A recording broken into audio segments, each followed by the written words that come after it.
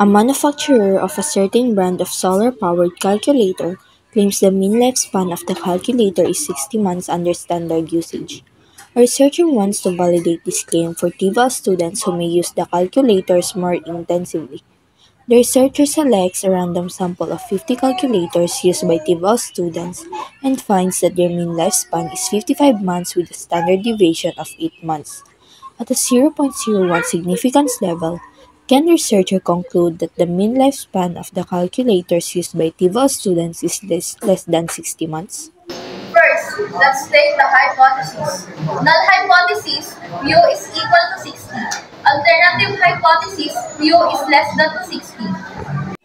Step 2. The significance level is 0.7. Step 3.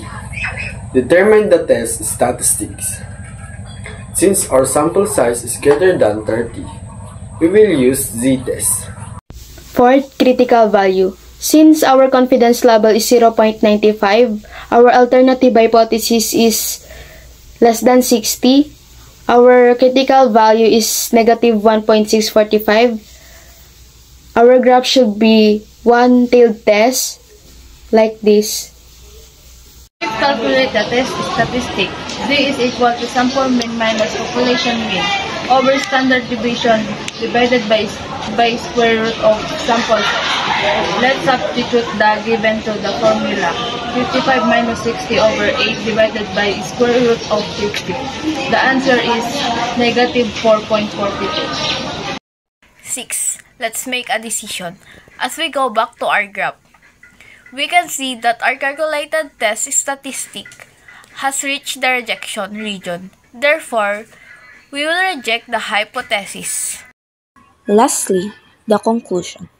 At a 0.05 significance level, there is enough evidence to conclude that the mean lifespan of the calculators used by TEFL students is less than 60 months.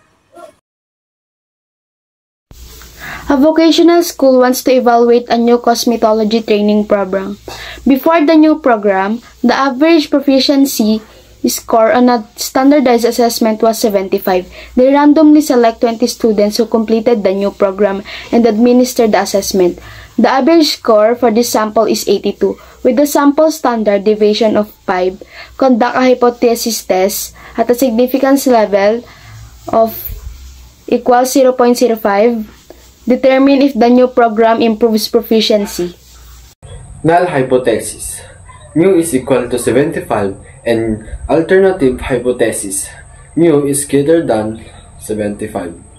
Significance level is 0.05. Since the sample size is less than 30, we will use z-test. Our degree of freedom is 19 and significance level is 0.05. We can see that our critical value should be 1.729. Now, let's substitute the given to the formula. 82 minus 75 over 5 divided by square root of 20.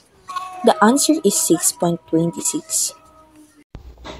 We will reject the null hypothesis since 6.26 is greater than our critical value, 1.729, and it reached the rejection region.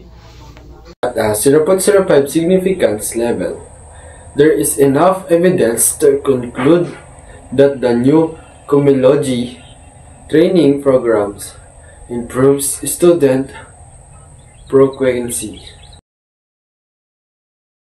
The curriculum for a TEFL carpentry program specifies a mean of 20 hours per week of hands-on training.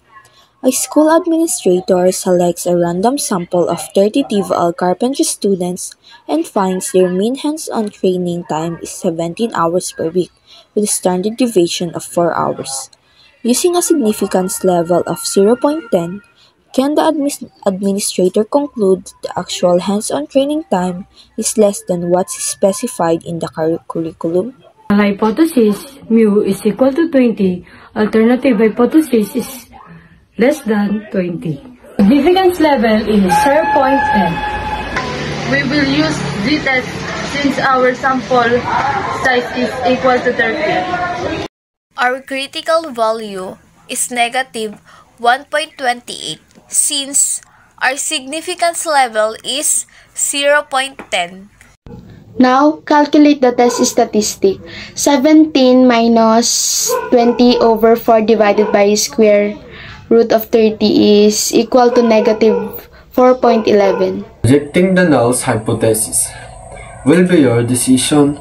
As we can see on the group 4.11 resets the rejection region. At the 0.10 significance level, there is enough evidence to conclude that the actual hands-on training time is less than 20 hours per week.